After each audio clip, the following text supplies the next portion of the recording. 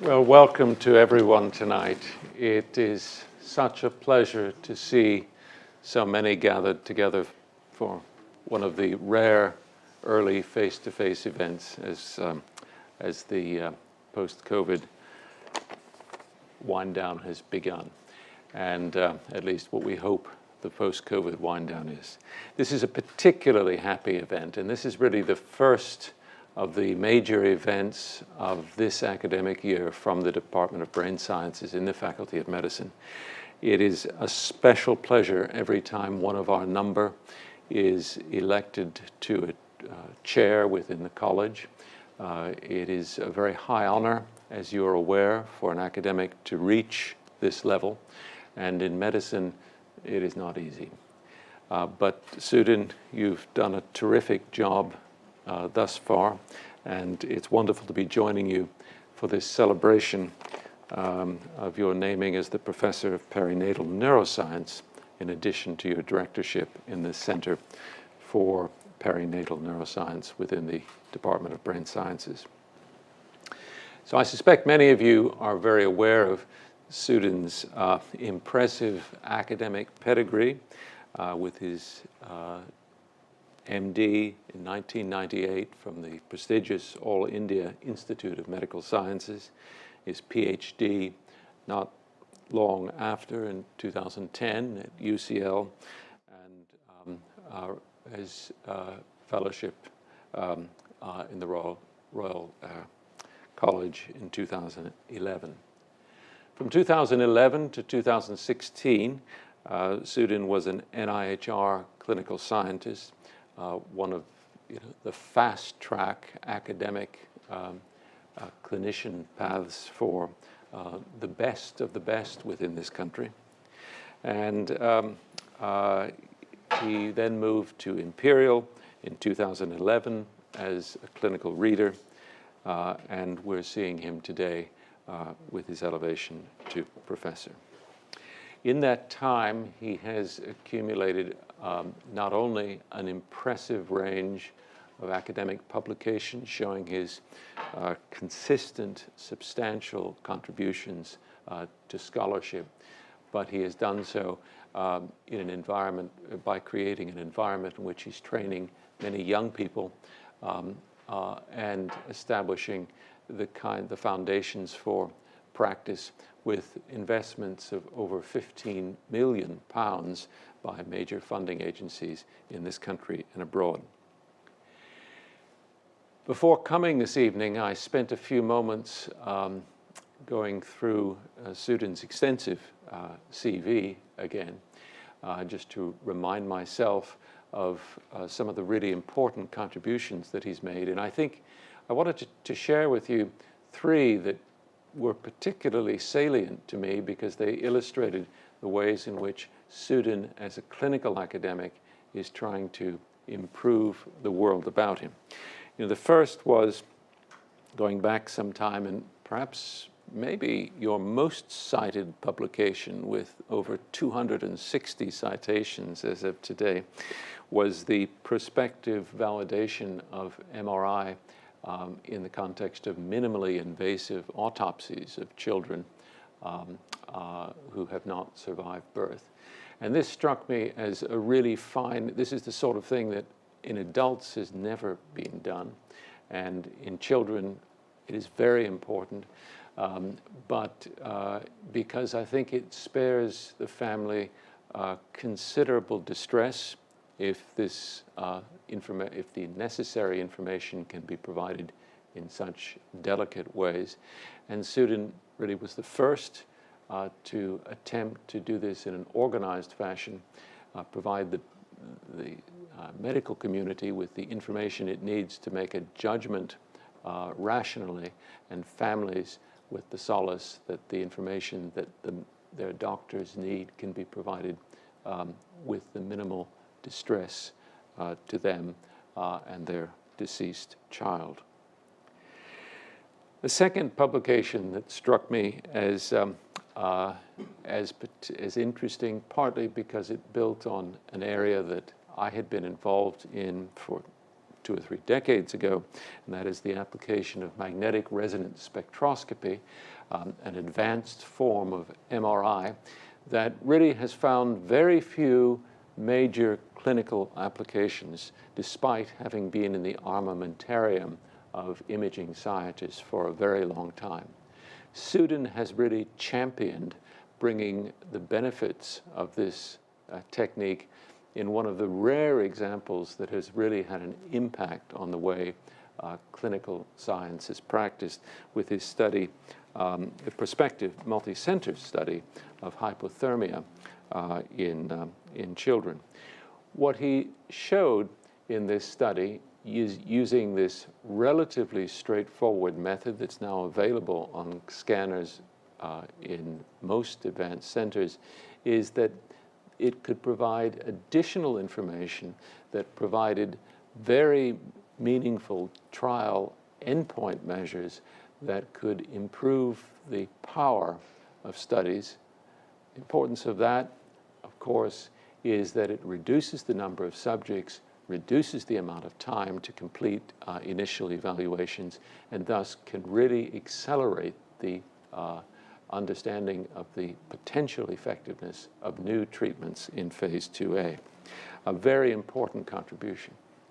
And following on, I think more recently, and speaking to the larger theme that I think will be developed this evening, was the report published last year in Lancet, sorry, this year in Lancet, I guess, from the really exciting Helix trial, which looked at the effects of moderate hypothermia in neonatal encephalopathy outcomes in low and middle income countries.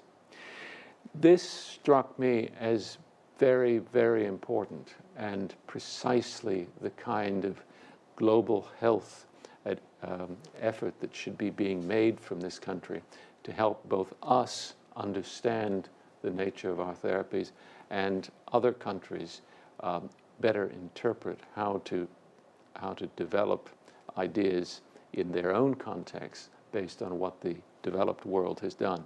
What Sudhin showed in this was, to me, initially counterintuitive until I reflected on how important it was in a different demographic context, and that was that it really showed no benefit in this different context for the disease. And I'm sure we'll hear more about this later. Now, Sudhin has not only provided contributions to scholarship that are important, but he's provided leadership for Imperial's and the faculty's efforts to have science and benefits of its science reach out globally. He has a team of more than 50 researchers that are working in this country and abroad. This is amongst the largest of the neonatal encephalopathy units in the world. He's addressing increasingly with this enormous capacity major challenges for both our own children's health and those abroad. His leadership doesn't stop there. Within the department, I've been very pleased to see what a wonderful colleague he's been. So he joined relatively recently, so it was an adaptation process for him to brain sciences, which is never easy, but he did so admirably, and leads not only to help us develop a stronger global agenda, which is the ambition of one or two other academics in our department who are just starting out on this journey, guided in some respects by Sudhin directly and indirectly.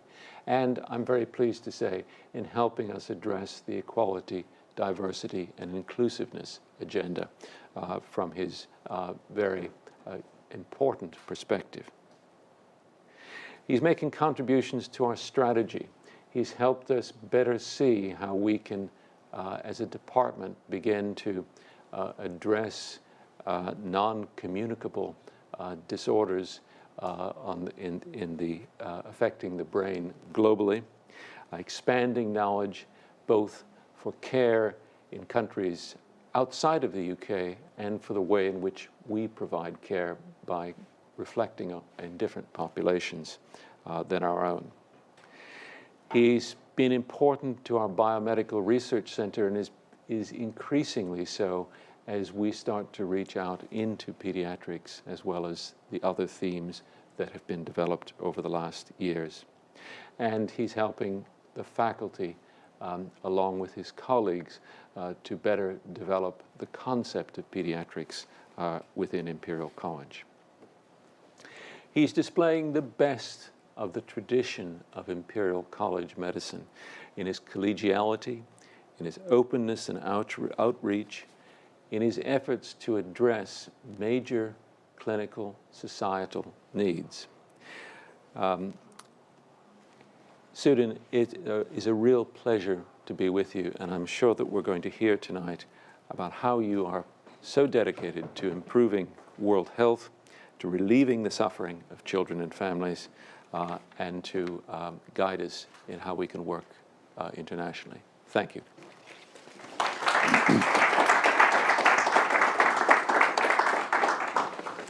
Thank you so much for the kind introduction, Paul.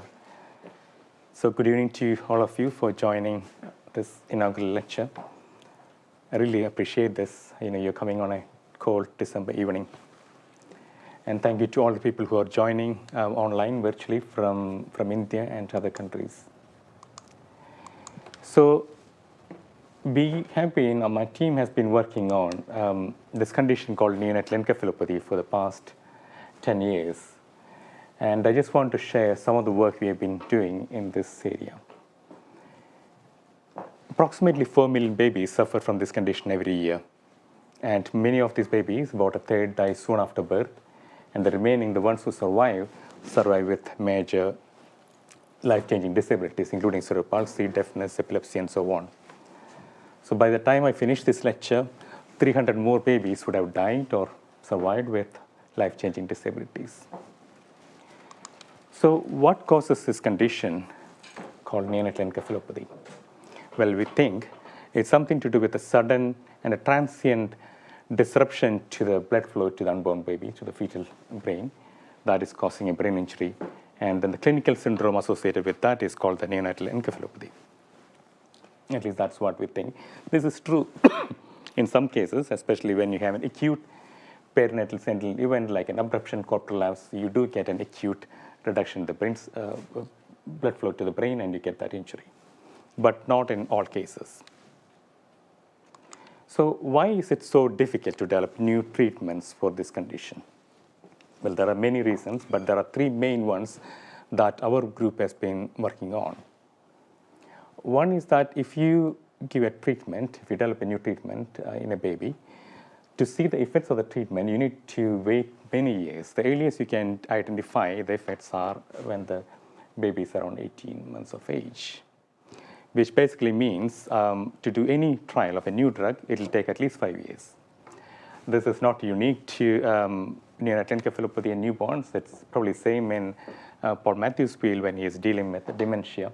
The time where we can prove the intervention is effective is very long. That really makes developing new treatments quite challenging. So that's one area we've been working on. The second issue is that not all babies with this condition have got an acute brain injury from a sudden cessation of the blood flow and oxygen. It's much more, sometimes it's partial, sometimes it's chronic, sometimes it is associated with infection, inflammation, growth restriction, and so on. So we're not talking about rare things like metabolic or genetic diseases. These are different forms of hypoxic ischemic injury, but not acute events, and hence may not respond to the same treatment. The standard treatment we give for these babies is cooling these days, but these babies may not respond in the same way. So that's the second big challenge. And the third one, like Paul said, the vast majority of the burden of this condition occurs in developing countries, in low and middle income countries. So 99% of the burden is in those countries. And we really don't have a good handle how to approach this issue. Often we use the same treatment that is effective in this country to those settings, and at times it may cause more harm than benefit. So last 10 years, we've been working on these three questions. One is about using magnetic resonance biomarkers to speed up the translation of the novel drugs, like Paul was alluding earlier. Second is by using something called a gene expression profile of these infants to stratify this condition. So this condition called neonatal encephalopathy is not the same. But at the moment, there's no way we can identify, this baby has got this reason for the brain injury, this underlying mechanism. We just can't do that. And clinically, they all look the same. So we are trying to look at the gene expression and develop some tests whereby we can do that. And the third issue is about neuroprotection in low and middle income countries. But before I go on to this, I just want to give you a bit of background on my, how I got into brain research. Partly for the benefit of, I know a lot of young people, researchers are logging in virtually from India and other countries, and many will view these videos later on. So if any of you would get inspired by this talk, I hope I won't put anybody off, and decide to take on research, that's my job done. So this is where I started. This is a Calicut Medical College in southern part of India there. So I went to medical school there. I'm really pleased some of my batchmates, especially Vinita, was my first friend in medical school, has joined on this talk, and she's now a consultant in obs and gynae at Imperial. So I went to medical school there. And then when I was in medical school, my father was a general practitioner who decided to do a post-graduation in pediatrics. So it was a bit embarrassing at the time, father and son attending the same lectures and sometimes reading the same books. But now looking back, that has really inspired me and kept me going. Because the way he used to study at his age, it was like learning should not end. There should not be any age limit for learning. And that did inspire me a lot.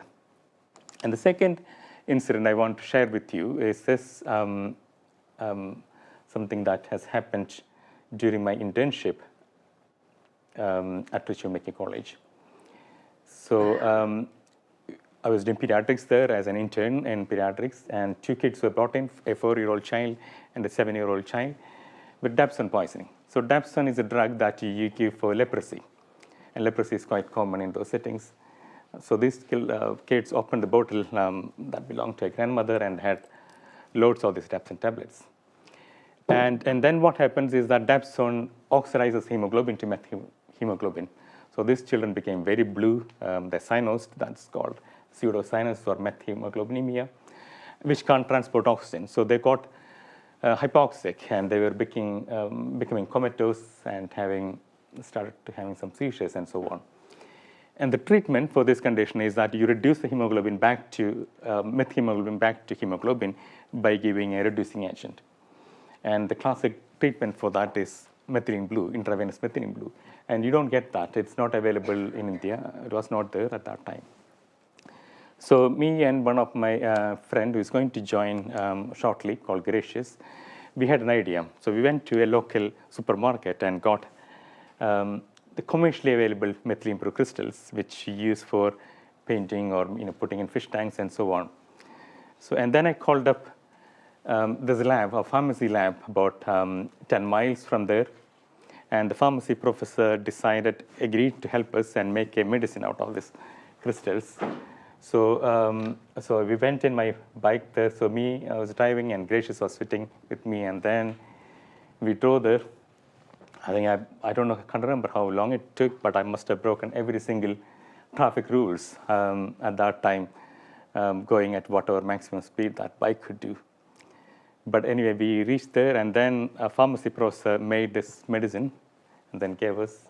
We came back to this hospital, and then the penny dropped. So we had a medicine which was made essentially in a kitchen, and we are going to give this to children. And by that time, all the professors of pediatrics came around and said, what happens if, of course, if the child dies during that time, you will be charged with manslaughter. But then these children were going to die anyway. They were getting comatose and having fits. So one of the consultants at that time agreed to take the risk because we were just interns. We couldn't take that responsibility. And then we gave this medicine IV. Within half an hour, both the children responded. They became conscious, stopped fitting, and a couple of days later, they went home. And this was in the local news and all those at that time. And then I wanted to write this up as a case report. But at that time, we didn't have a laptop, so I had to write the initial drafts in a paper. And we didn't have PubMed and all those things at that time. We used to read this thing called Index Medicus. That's how you look at journals. But eventually, managed to publish it. And this was my first it took many years, but that was my first case report as a publication. And after that, I went to this hospital called All India Institute. I think I lost that slide. That called All India Institute of Medical Sciences in New Delhi. So that's a dream hospital for anybody, any trainee doctor in India to go to. And then I worked under Professor Mehban Singh, who was known as the father of neonatology in India. He has written so many books we used to read. And he trained in a hospital, in the only hospital in the world which had an MRI scanner in the neonatal unit, and that hospital is Hammersmith Hospital. So I did my MD there, and during MD, we all do a thesis, an MD thesis, and this was my thesis on premature babies. So 62 premature babies were randomized to getting BCG vaccine, either at preterm gestation or a bit later on. And then we looked at some biomarkers, and my conclusion was both are equally effective. So essentially a non-inferiority trial of 62 patients done by a single person using an MR biomarker. So this was my contribution to this massive literature of tiny pilot studies with big conclusions. And I certainly wanted to do better than that. But I did decide to take on neonates at that time and wanted to do more neonatal research. So that's where I met my wife, Monica, who had come from Leicester to do a placement in All India Institute of Medical Sciences in New Delhi. And then she suggested, why don't you write to Dr. Ren Hoskins in Leicester? By that time, he was the training director in pediatrics there. So Ren Hoskins was Monica's registrar when she was a medical student. One of the kindest pediatricians I ever met. And so I wrote to him, and he wrote back a nice letter detailing how neonatal training happens in this country. He said it's very long training. It's not easy. At that time, it was extremely difficult. So you need to do your basic SHO training, get your membership exams, and then you need to get something called national training number to do pediatrics. So I did that. I did my membership exams, and then I went to him, and then he gave me a SHO job in Leicester, a rotation there, which was my first SHO job. But things were tougher, much tougher after that, for two reasons. A, because there was somebody had made some miscalculations, and there was so much of shortage of pediatrics jobs, especially neonatal jobs at that time. It was just so difficult to get any job. And I went for almost 15 interviews. I used to get shortlisted quite easily, but no jobs. 15 interviews and no jobs. So I wrote to the chairman of the training committee at that time, look, what should I do? And he went through all my interview records, and he said, so then you really need to improve your interview skills. And you need to work on that. And then, of course, if you don't get any jobs in the next couple of years, try changing your career, leaving pediatrics, and do something different. And of course, I was a disaster at interviews at that time. Especially, I didn't like questions like, what is your strength, 3 strengths and 3 weaknesses? Those kind of, I really used to struggle with those questions. I used to memorize them, but then that used to come across in the interview. You're just memorizing it. So it didn't work. And then many of my colleagues at that time was changing specialties, either going to GPs or radiology and so on, because pediatrics was just so difficult. But there was no way I was going to give up. I just wanted to do neonates, and that's it. So then, eventually, I got a training number, and then I got a neonatal grid training. The moment I got a training number, then I wanted to get back to research and do some research. But it was extremely difficult. Getting a training number was difficult, but getting research was even more difficult. So wherever I went, initially I started in Leicester, then went to Newcastle, then down to London again, Cambridge. That was the whole thing we used to do in those days. So in Newcastle, I approached a professor there who was working on pepsin levels and tried to convince him chronic lung disease in babies happens because they aspirate, they have this reflex and aspirate pepsin into their lungs. And he was convinced, but there was no funding to do PhD. And then I went for a lot of other PhD interviews with EPICO study and so on. No luck, didn't get that. And finally, I was getting to the end of my clinical training. It's not that I didn't want to become a full-time NHS clinician, but like most people at that time, you could intubate blindfolded in babies by that time, after spending 8 years of neonates. And you didn't want to do for the rest of your life, just keep on doing that. So I was desperate, I had to do research. And then my last job was in just finishing off my CCT. It was in Royal London with Ajay. Ajay's kindly joined us here.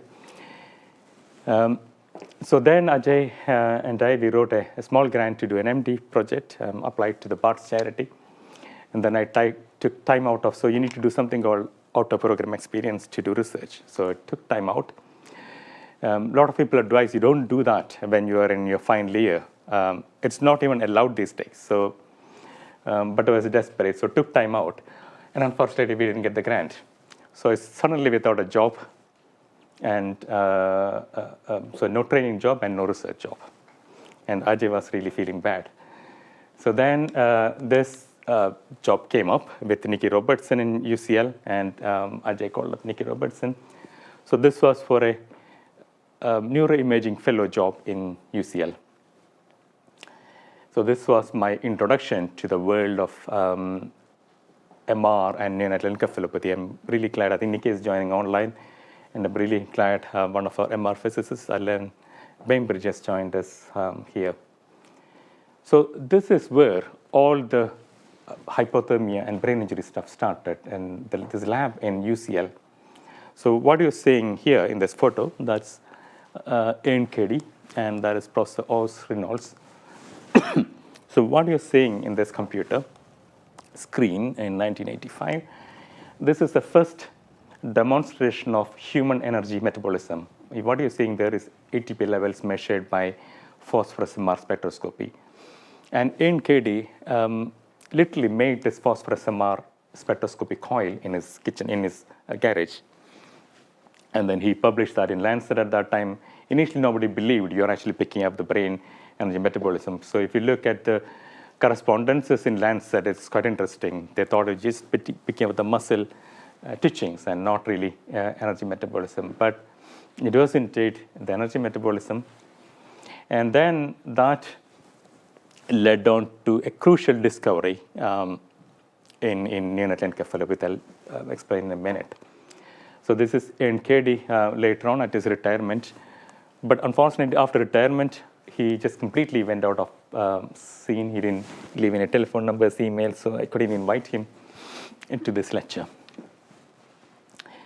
So following that discovery of a phosphorus spectroscopy coil and an energy metabolism, this is what the group did at that time. So this was in 95. So what you're seeing here in this graph, this is a Piglet model of hypoxic ischemic injury. So you induce hypoxia and ischemia in a Piglet model. So a newborn piglet is around 2 kilos, just under a bit less than a human infant. So you put some clamps around the carotid arteries of the piglet, you block it, you produce ischemia, and then you intubate the piglet, you reduce your FiO2, you produce hypoxia. So you got the double hit of hypoxia and ischemia. And then you put the piglet inside the MRI scanner, and you measure the brain energy metabolism continuously. So when the piglet get a hit, the hypoxia, you suddenly see the energy metabolism dropping. And then as soon as that is relieved, the energy metabolism recovers spontaneously. So in the red one, you can see the piglet has got this hypoxic ischemic hit that's gone down, energy metabolism gone down, and then it recovers spontaneously. But after a few hours, it goes down again. And that is called secondary energy failure. there's a primary energy failure, there's secondary energy failure, and there's a small window before that. So that's your therapeutic window to do something about this brain injury. And then once they found out this, what they did was they cooled these piglets, and then they found if you cool these piglets during this window period, you can prevent secondary energy failure from happening. So this was the first demonstration of therapeutic hypothermia preventing secondary energy failure in an animal model. So this was published in 1995, and then which followed on with various clinical trials and so on.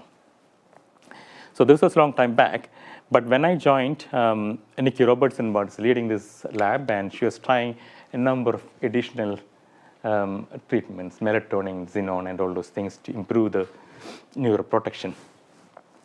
And at that time, I was Nikki's right hand.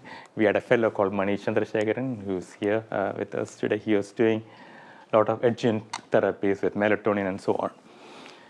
So, but when you do this, when you have this piglet, you need to ventilate this piglet for 2 days. So it's like intensive care for piglet for 2 days. And often you just got one person. You don't have a nurse, just one doctor looking after for 2 days. So you do 12-hour shifts. But whenever Mani was on, the piglet used to die next day. And Nikki was very upset. So my job was then to sit in the lab with Mani in the night to make sure Mani doesn't sleep. So I did that. I went to the lab, and then I used to go there and sleep. So Mani had no place to sleep, and then piglets used to survive. So this went on for some time. But unfortunately, Nikki didn't have funding for a PhD post at that time. It was very difficult to get funds for animal research at that time, and this opportunity came up. So this was a PhD post for postmortem MR imaging.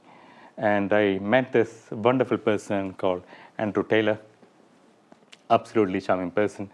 I was his first PhD student, and this was his first major grant to do a study, Department of Health funded study, to look at postmortem MR imaging as an alternative to conventional autopsy.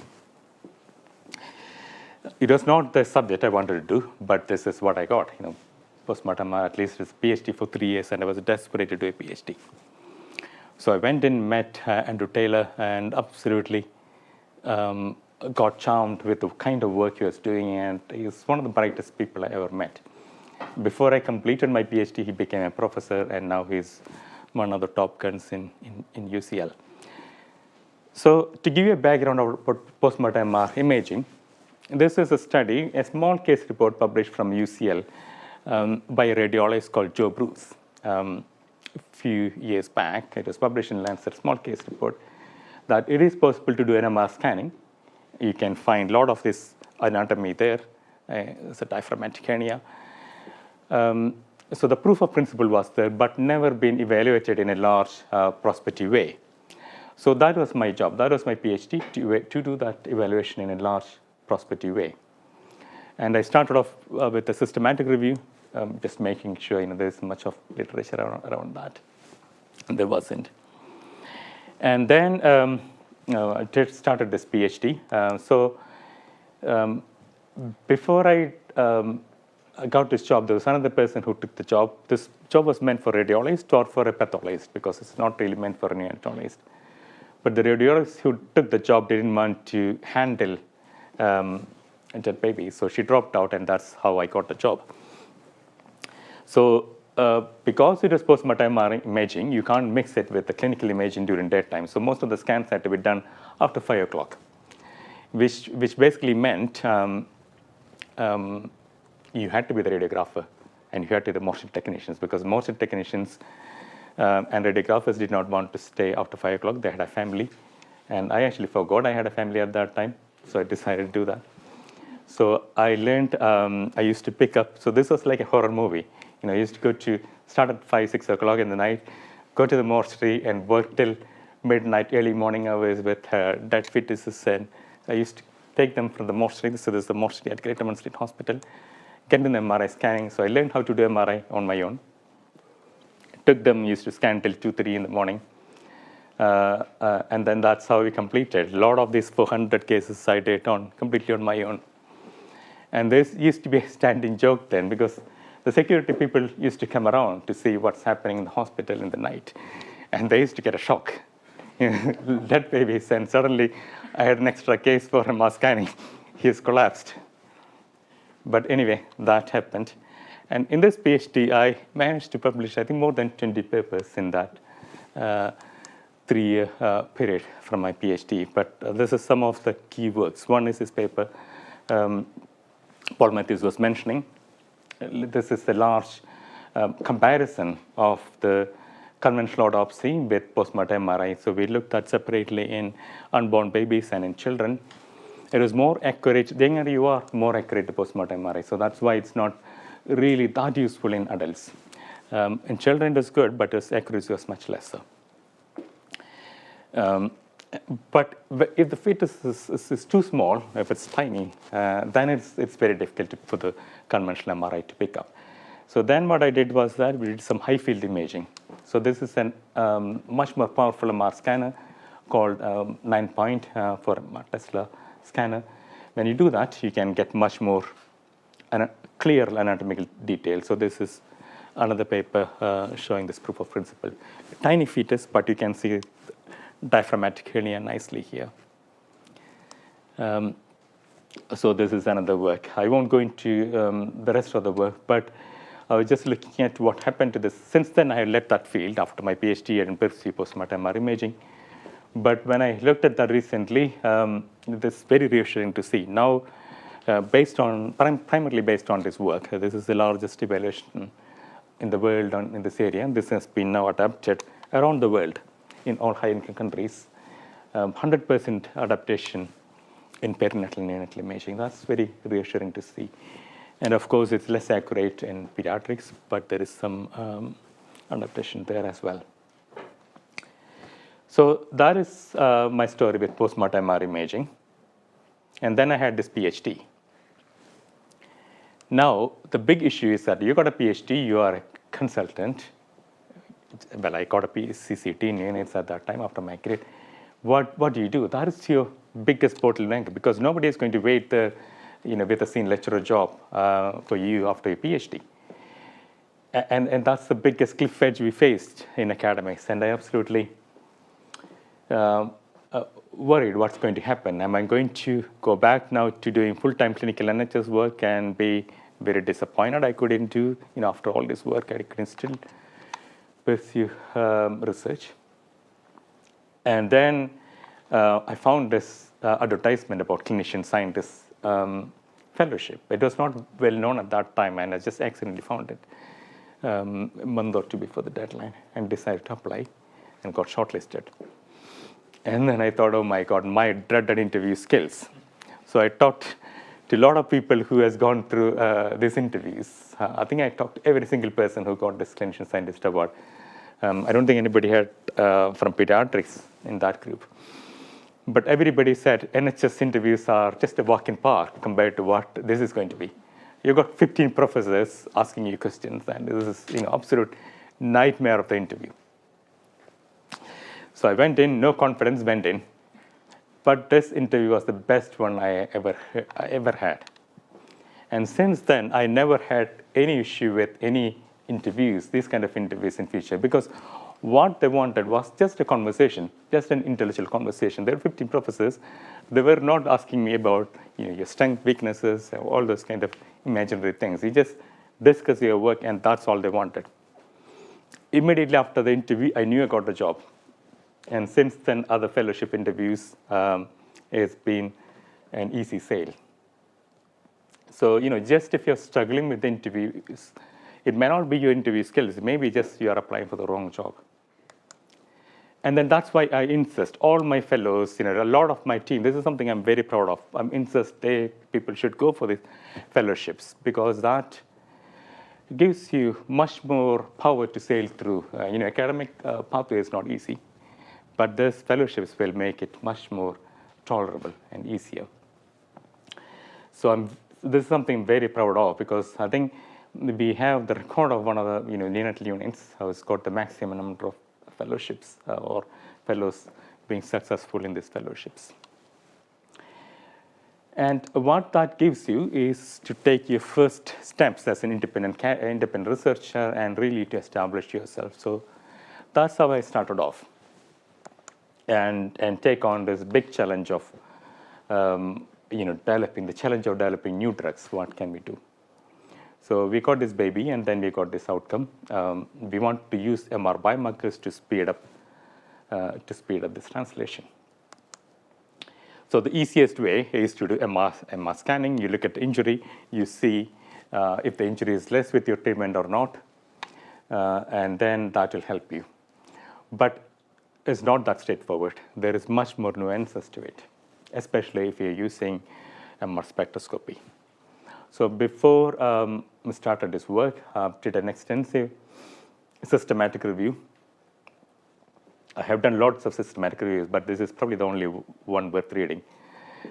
It's a lot of work, but what we had, so we looked at various markers. So instead of in MR scanning, you look at the images and you then score this. You got a brightness there, you got darkness here, and you score the injury. So instead of that, you can actually do MR spectroscopy, and you can look at the chemical changes happening inside the brain. And some of the specific things we're interested in is something called NAA or N-acetyl aspartate. And that's something you see only in the neurons. And when you have injury to the neurons, the level of NAA goes down, and that correlates with the later outcome. And of course, if you don't have oxygen, if you've got hypoxia, your lactate level goes up. So if you look at this ratio, lactate-NAA ratio, that's again a good marker. But when we looked at all these studies, I put a median one here, but there's a range. And that's not as simple as it looks, because this was happening because people were using different sequences, different scanners, different sequences, and you get different values. And that's extremely complex, and I'll tell you why, and I'll tell you why that is so complex.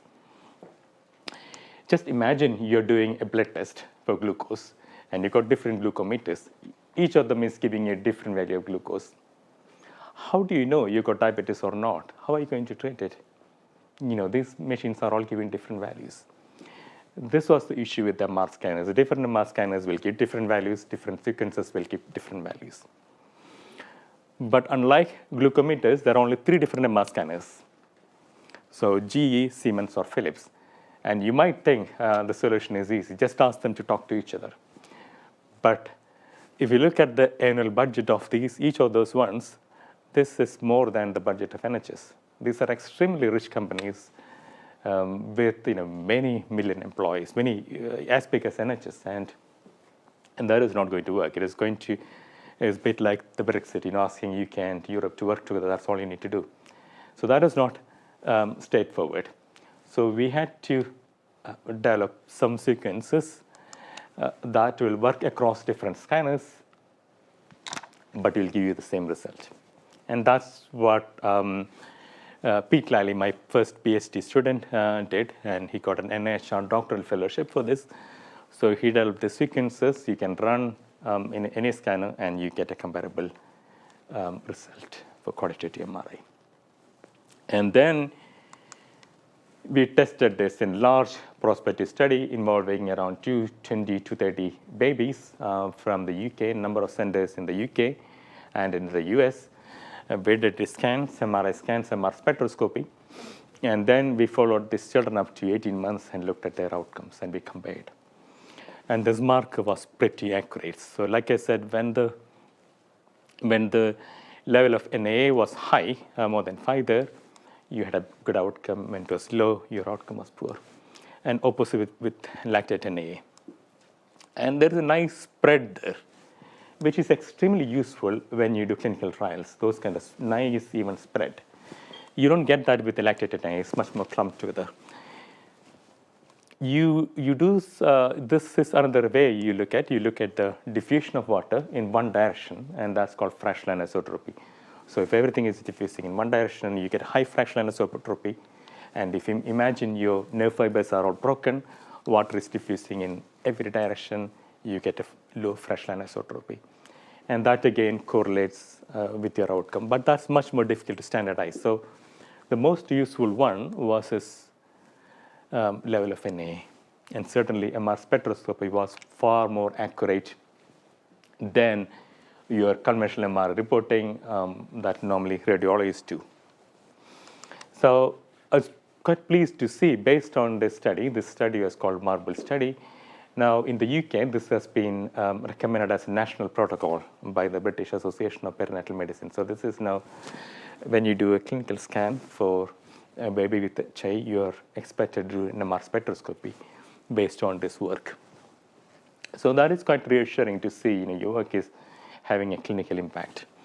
And of course, we are using this as a biomarker in all our ongoing studies. The HELIX trial I'm going to talk about in a minute. EDEN trial, which is a trial we're doing looking at erythropoietin and dabipoietin in babies with brain injury. A trial in babies with mild encephalopathy, and another trial in developing countries looking at erythropoietin. And there is another group in US. This is a study led by Sandra Jule and Ivan Bu in US, again using MR spectroscopy biomarker. So that's really nice to see people are using it. Now, the second big issue is this burden of encephalopathy. 1 million babies in those settings die from encephalopathy every year. 4 million gets that. Huge, huge burden. So Julian Hart, he died a few months back. He was a GP, a pioneering GP, made this observation of inverse care law. And that is exactly what it means. The availability of medical care is inversely proportional to your needs. If I tell anybody or any funding body that I'm going to do MR spectroscopy in India or any developing country, nobody is going to fund me. Because people think in these countries, people don't need advanced medicine. They just need the basic. Simple problems, people think need only simple treatments. But it's completely the other way around. Those are the population who needs the most complex investigations and treatment. But that's not how it is. It's called inverse care law, and that's probably going to be like that for some time. So this is the current recommendation for brain injury for babies in those settings. So in the UK, cooling is now the standard of care, but there is no alternative. There is no other treatment for encephalopathy that we have at the moment. So this is a standard recommendation by the ILCOR guidelines. So if you can provide cooling safely, you should provide that. So that's the current recommendation for cooling in low resource setting in low and middle income countries. But they do acknowledge that the evidence base for this is quite weak and more studies are needed and so on. So this is where our work started in 2009, 10 years back now. And this is Professor Sudha Shankaran, who is literally the queen of hypothermia. So she published the first ever trial of hypothermia, whole body cooling trial of hypothermia led by the NICHD cooling trial, funded by the NIH in the USA, and published in NAGM in 2005, 4 years before the UK TOBI trial. And she has more publications in NAGM and Lancet, NAGM and JAMA than anybody I ever have known. And she is actually from Kerala, and she had a flat in Calicut. So this is the Calicut beach. This is an important place because I'm sure Vinitha will all know this is the only place to go in Calicut. It's a small town. The only entertainment we used to have as a medical student was going to this beach. So she had a flat there in Calicut. So we met after a conference. So I was attending this conference and then met Sudha Shankaran. And that started a relation of more than a decade now. And she has been my mentor and godmother for many, many years now. And we've been working very closely with all our work in neonatal encephalopathy. And then this is Dr. Balraj Guhan, one of my professors in Calicut Medical College. So we met him and talked to him, and we said, can we do some pilot studies in Calicut Medical College in 2009. And this is the neonatal unit in Calicut Medical College. So we did some pilot cooling trials. And then we had a big conference in India, in Cochin at that time, Cochin and Delhi. So Ronit, who is here now, she was also there. She was talking there in the conference. So this is the health minister of Kerala who had come for that conference. So Balraj Kukhen and Nikki Robertson had also come. A lot of kids. So Ronit's kids were there. Ashni, my daughter, was there. And Ronit's kids there, and Nikki's, Sophie and William. So they had a lot of fun. And so this is how it started. And then it took 10 years. So Ashni named the trial as Helix. And then, that was a 10-year time it took for us to do the Helix trial. 5 years went in setting up the background, and then 5 years to do the actual trial. A lot of background work. Because we knew you just have one chance to do a large trial. You cannot do multiple mega trials. And this has to be the largest cooling trial in the world. And so just one chance. So we did an extensive systematic review. We published that and looked at every single publications with microscope from those settings. We did extensive preliminary studies, testing at a number of ways we can cool. Because the cooling device we use in this country is very expensive, cost about 10,000 pounds. So we wanted to explore something more cheaper. So initially we started with this thing called phase change material, which is a bit like ice, but melts at a different temperature, like 25 degrees or something, which can be used as a kind of servo controlled cooling device. So we did some pilot studies with that.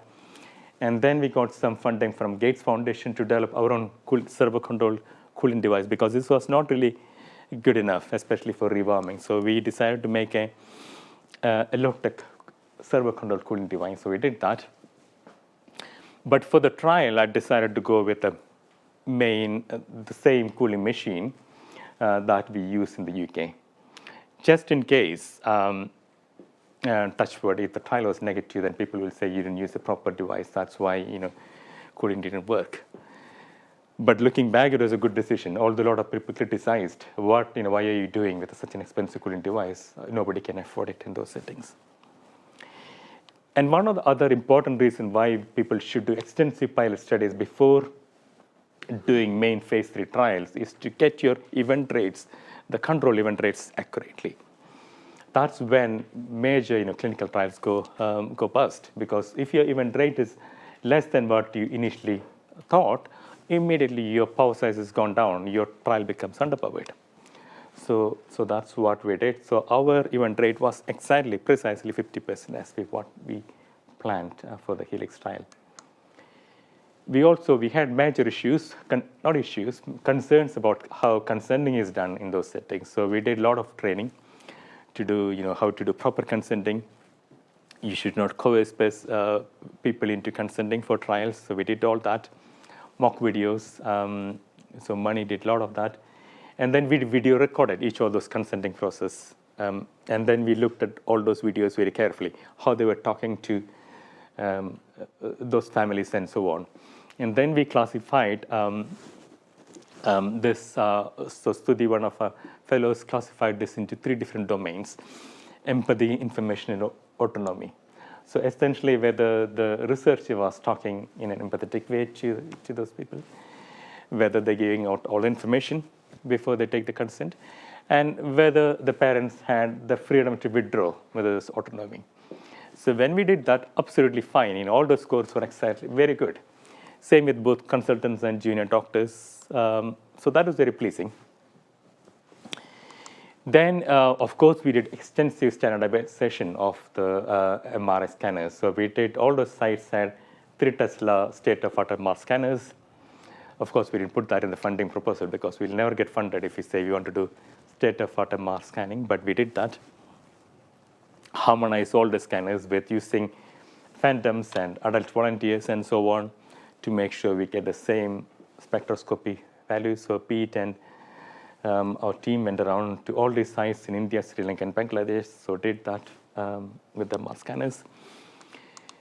This was even a nightmare, much more than we expected because of COVID, doing the follow-up assessment. Getting the follow-up is a nightmare. People change their mobile numbers every month or they change the jobs, migrate to different states. So we had to keep a very good rapport with the families. Sometimes the people had to take long flights to go and to different states to do the Bailey assessments. And then, of course, during COVID, we had to do the assessments in open air using all those masks, all those PPE and stuff. So we did that, and then we had 97% follow-up at 18 months. And this is how the trial started. So almost first 5 years was just the preparation for the trial, how you do. And of course, once you start the trial, it's like you just follow your protocol clockwise, and then that's it.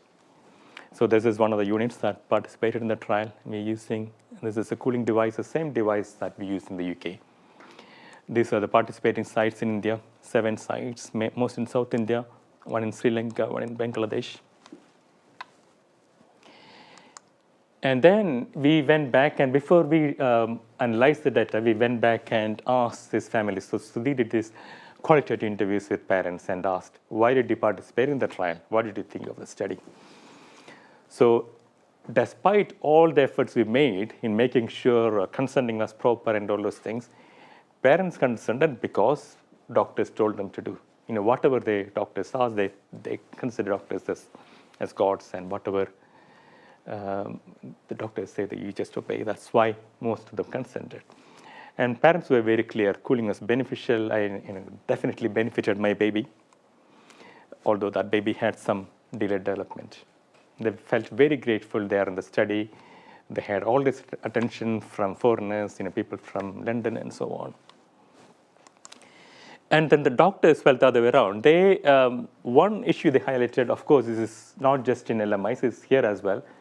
The process of randomization is very difficult to explain to parents because they'll say, fine, there's a treatment. Can I just get the treatment, not go into the control arm? The moment you think there's a potential benefit, they want the treatment, not the control arm. So that's fine.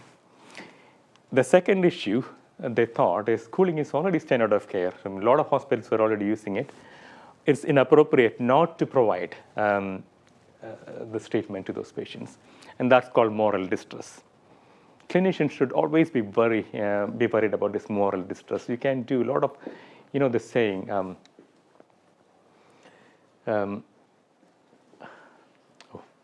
pathway to hell is paved with good intentions. So, your moral distress can lead to very strange outcome for your patients. You're doing this in good interest, best interest of the patients, but as we see with Helix trial, we might end up doing more harm. So I won't go into too much into the Helix trial data as such, but essentially, like what Paul said, was the trial was definite evidence that hypothermia does not improve the composite outcome of death or disability at 18 months. So 50% adverse outcomes in the cooled ones and 47% in the usual care group. No improvement. It was a superiority trial, so we said, that's it. Of the secondary outcomes, mortality was higher in the ones who got cooled, and no improvement in the brain injury, in the disability, microcephaly, and so on. And we could also look at this data in more detail because we had all the rich MR information. So no difference, any of the markers I mentioned earlier. Thalamic NA levels absolutely same, lactate NA is same. Fresh anisotropy, again, no difference in the two groups. No difference. But what MR spectroscopy will allow you to do is that you can look into subgroups more accurately. You cannot do subgroup analysis. I don't like doing subgroup analysis in a main trial because you will reach false conclusions. Trials are powered for the primary outcome, not for the subgroups. But with MR spectroscopy, you need much smaller numbers, like Paul was saying earlier, and you can look at various subgroups. But there was no subgroup in which cooling was effective. Whether the baby was born in the hospital or born outside, no difference. Whether baby had moderate HI or severe encephalopathy, no difference. Small 4-8, growth restricted, no difference. Whether baby had seizures at randomization, makes no difference. Whether baby had sepsis or not, no difference. Cooling is ineffective. Every single group, cooling is ineffective. So why was it so? What was different about the Helix trial compared to the other 3 high-income country cooling trials? So these are the 3 other main trials published from high-income countries. So the first one, like I said, was a trial led by Sita Shankaran, NICHD trial, and this CoolCap trial led by Alistair Gunn, a group in New Zealand, and this is our Toby trial led by Imperial College London in 2009. If you look at our event rates, the death or disability, pretty much the same in all the trials. There's no much difference. All of the trials had excellent follow-up rates. Sepsis, again, pretty similar. Where these trials are different are the ones in red. So birth weight, half a kilo less. Now, these are not growth-restricted babies, but just that the birth weight is lower in those population. This is a big worry, hypothermia. So if you have hypothermia, that worsens your brain injury. That's absolutely proven. Fever worsens brain injury. That worsens your outcome. So all the high-income country cooling trials had much higher incidence of hypothermia, 38% in this one and 14% in those ones. In Helix trial, we did not. We did not because we had hindsights of this information here. We knew cooling, the fever was going to cause harm. So we are extremely careful in preventing hypothermia in the control arm. So we were very proactive in making sure the radiant warmers are not switched on or at lower temperature. So we didn't have that. I'll tell you why this is a big worry in a second. The second issue was that a lot of babies had seizures within few hours after birth. This is again a big worry because seizures typically occurs around 6 to 8 hours after a brain injury. So if you have seizures within few hours, that means the brain injury is occurring much earlier on. And as we have seen from the preclinical data, cooling does not work if you give it a bit later, after 6 hours from the brain injury. So that is a big worry. And going hand in hand with that, the sentinel events, which means that events like abruption, cord prolapse, much lower incidence in developing countries compared to the UK.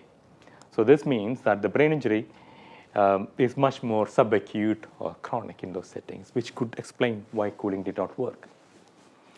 But what is this implication of the hypothermia? Now, hypothermia cooling is a standard of care following pediatric cardiac arrest as well, and same in adult cardiac arrest. So if somebody has got a witness cardiac arrest for any reason, and then you get a hypoxic injury from that, you cool them. So lots of studies some 15 years back showed that hypothermia improves outcome in those patients, both in children and adults. If you have witness cardiac arrest, hypoxic injury from that, cooling will benefit. This was the original trial some 15 years back. Larger trials were done later on using a normothermic control arm. But these trials did not show that benefit. So when your control arm was normothermia, so therapeutic normothermia as opposed to usual care, no benefit was seen. So now the usual care for children and adults after cardiac arrest has changed back to controlled normothermia instead of hypothermia. So this is a big worry. Did we overestimate the efficacy of cooling in this population with neonatal encephalopathy? But it's never going to be. I don't think it's ethically possible. It's possible to do another cooling trial of normothermia in these babies, but that's a concern. So did we open the Pandora's box with cooling? So this is a big concern. I'm just going to rush through the last part, which is about the disease stratification. So like I said, these babies all clinically look the same, but can we have blood tests to identify this baby has got this underlying condition and hence we should give the specific treatment. So at the moment, all the babies treated the same. They get the cooling therapy, or if you're doing a drug trial, all of them get the same treatment. But what we want to do is, what we are trying to do is to have a gene expression test, which will tell us this is the underlying condition and this is the treatment that we should give. So when I joined Imperial College some 6 years back, Mike Levin and his group, Jethro and Aubrey, who has kindly joined here, doing excellent work on gene expression in infection.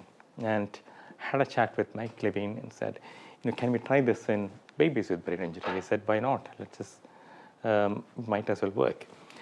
So this was the first step in doing this. Apollo Montaldo, one of my fellows, got an MRC doctoral fellowship to do a PhD on this. So he looked at babies with encephalopathy. These are babies with encephalopathy, and these are healthy babies. So each of these columns are a baby. Each of these lines is a gene expression.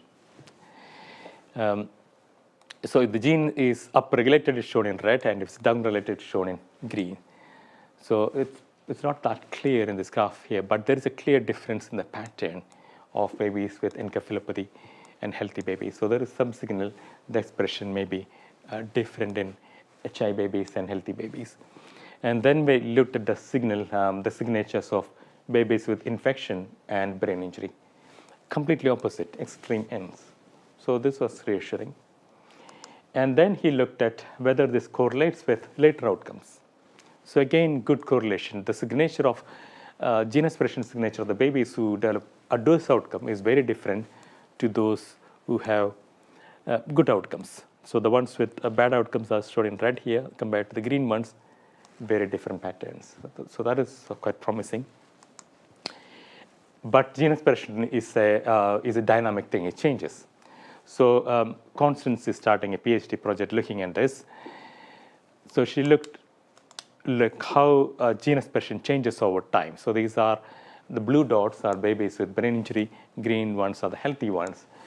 So with time, the gene expression changes. So lighter dots are later time points at 72 hours. So these are different time points from 6 hours soon after birth, 24, 48, and 72 hours. So gene expression changes with time. As you can see, the separation of that dark green and the, dark blue and light blue. But at all time points, they're different to control babies. So both of them changes, but they still remain separate. So that's quite promising.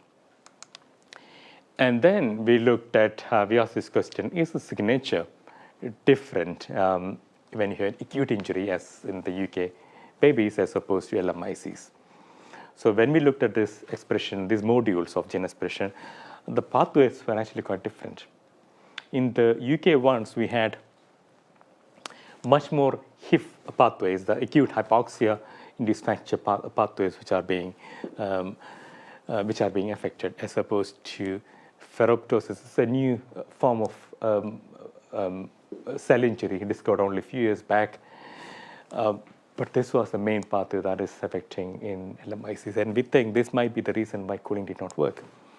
And also, the ones changed, there were some changes in the HIF pathway in the LMICs as well, but they were in the opposite direction. So here, if it is green, that means downregulated, red is upregulated. They were in the opposite direction. And we tried to plot them in this graph. So in this graph, what you're saying is gene expression against time.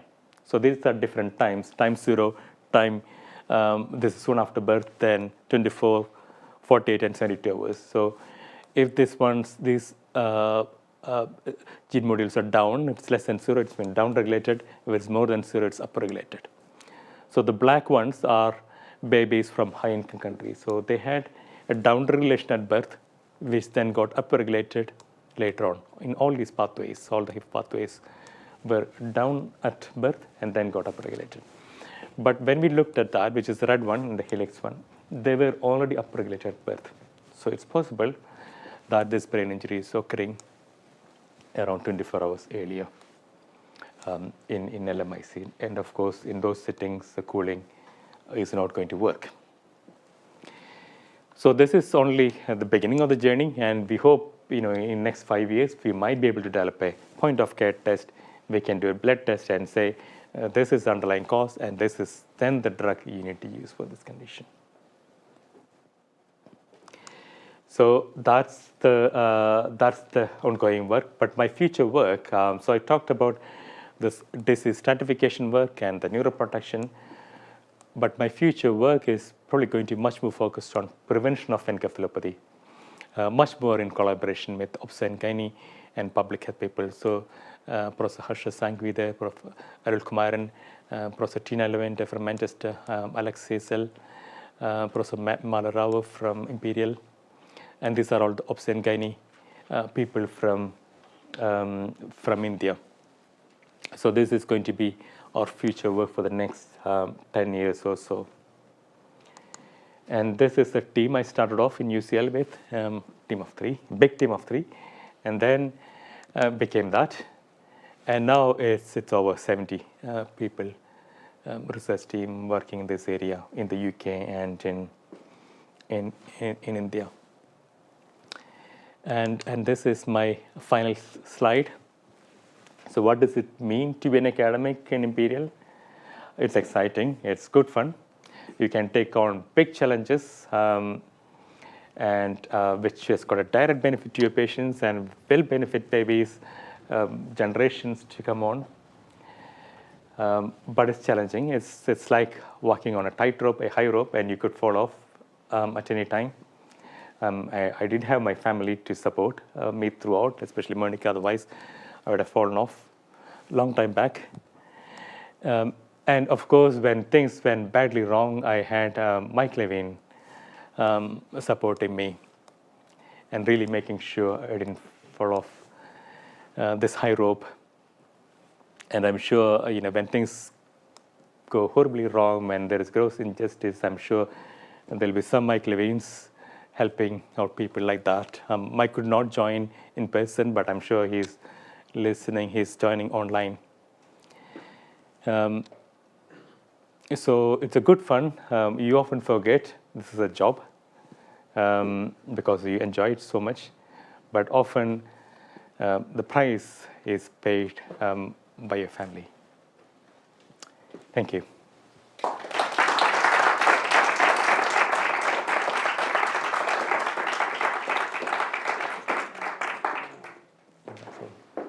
I'm happy to answer questions. Thank you. That was a superb lecture, Sudhin. Congratulations. And I think he deserved the post a few years ago. Imperial has kept him behind. I'm just joking. But Sudhin has done tremendous amount of work, not only on MRI, but also on spectroscopy, and also he's doing some clinical work. I am Arul Kumar, and I didn't introduce myself. I work at St. George's as a professor of obstetrics and gynecology. And one day he said his wife rang and said that I should be involved in a PREVENT study. So he put me in the chair of the trial steering committee, and we have been to India to do so many things. Now I just want to ask, maybe if you want to ask any questions, if you raise your hands, then Sudhin will be happy to answer. I'll start the ball rolling, Sudhin. Now, I think it's very interesting you showed that the babies in India don't do so well because they had a prior insult before they come to the cooling stage. You think it has something to do with nutrition or something else? Why should they be so different? I mean, of course, the birth weight you showed is they are a bit smaller, but they are constitutionally small. Is that the reason? The nutrition problem? That is certainly possible. That's certainly possible because there is, in preclinical models, if you have that growth restriction, that you can certainly affect your brain injury. It can make your brain injury worse, and it can certainly affect how they respond to all these treatments. So all these treatments in preclinical models work in a clean model of acute hypoxic injury that I showed in the Piglet work earlier, led by Nikki and a lot of other excellent preclinical researchers. That's very good, clean model, but the clinical scenario is never clean. It's much more complex, growth restriction, infection, inflammation, lots of other things going on. Now, why not make the preclinical models more complex?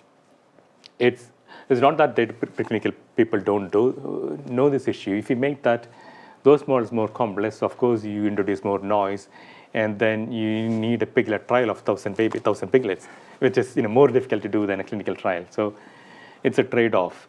So it's very difficult to tease out what is exactly nutrition. I think there's a definite contribution to nutrition.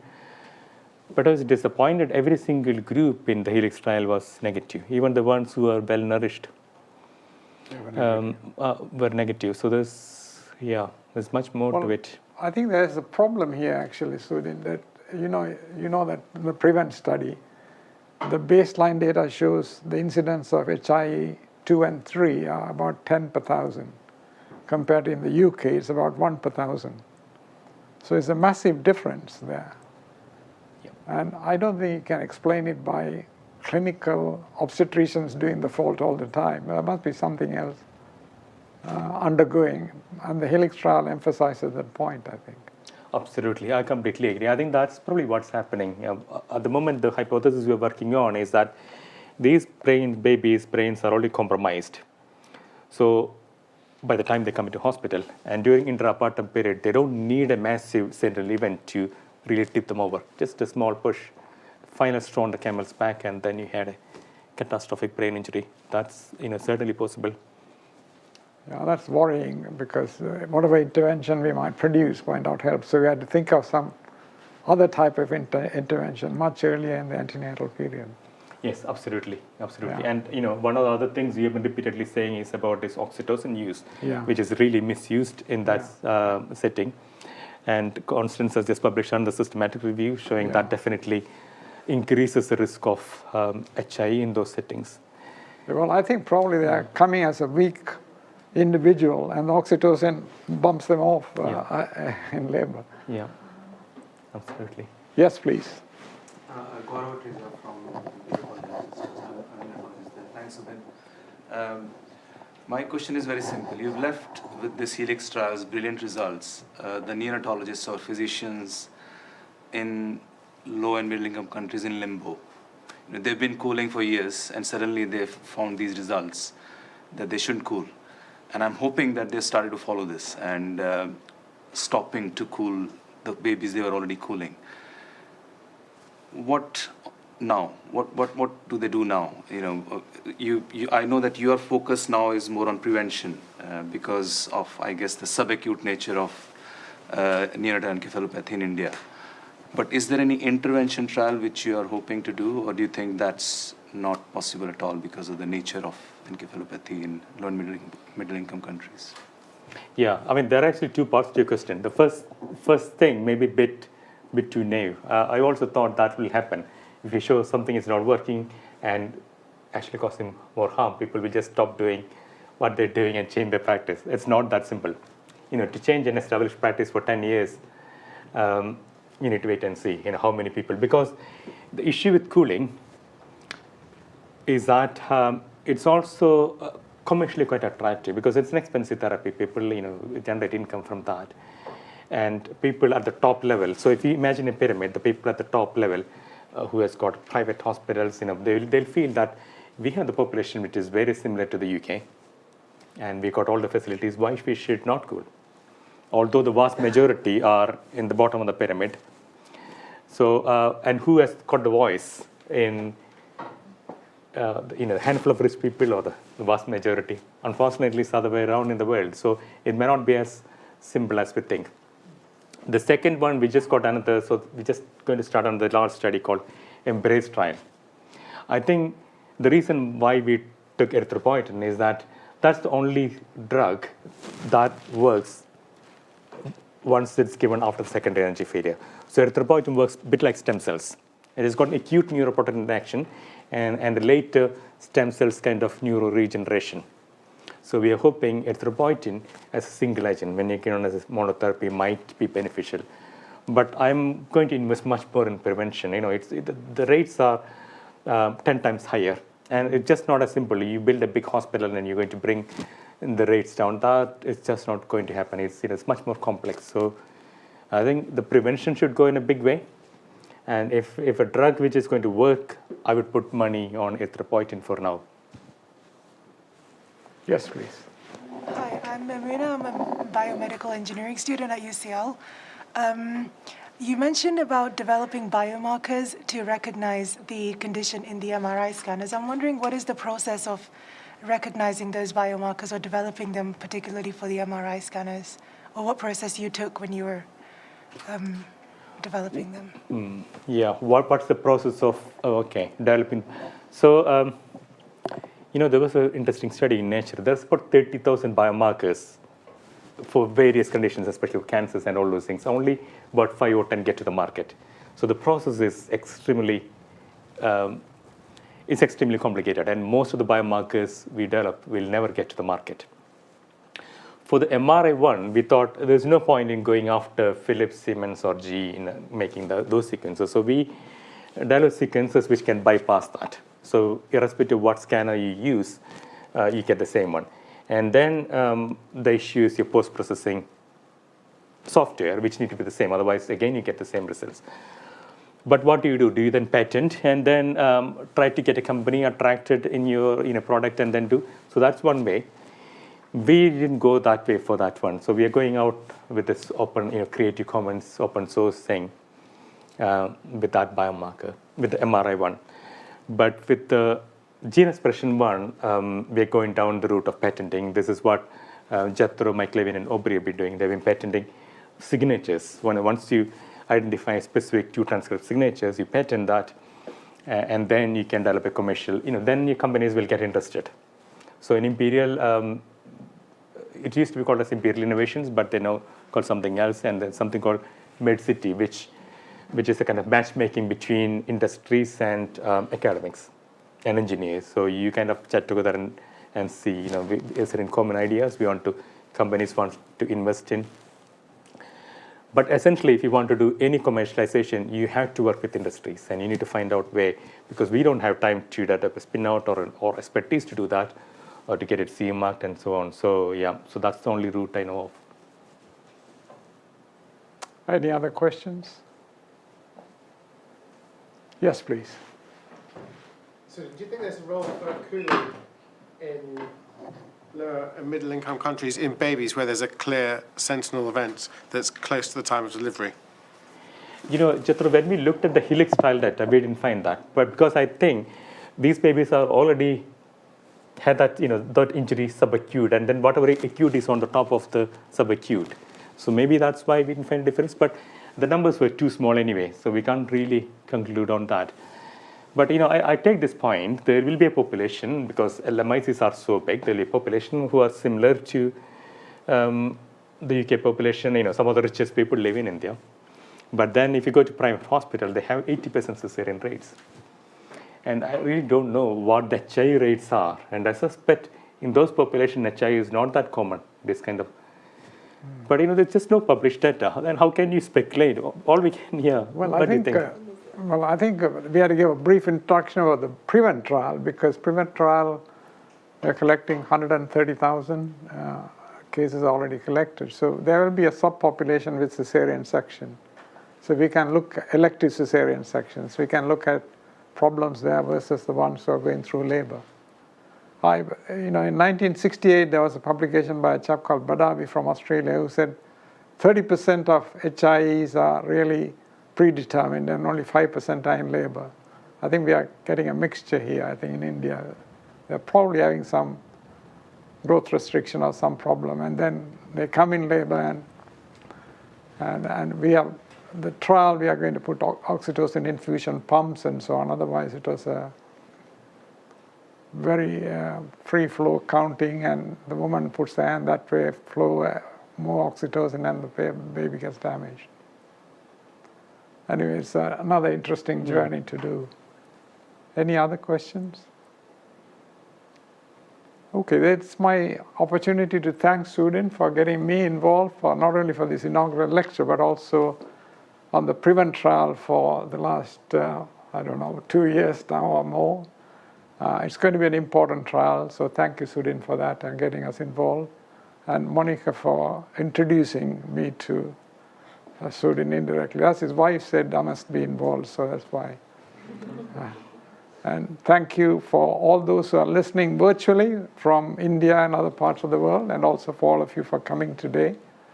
And also thank for the family for really sparing Sudhin's time to do these trials. And Sudhin, thank you very much. And I'll hand you back to Professor Matthews. Thank you so much. Thank you.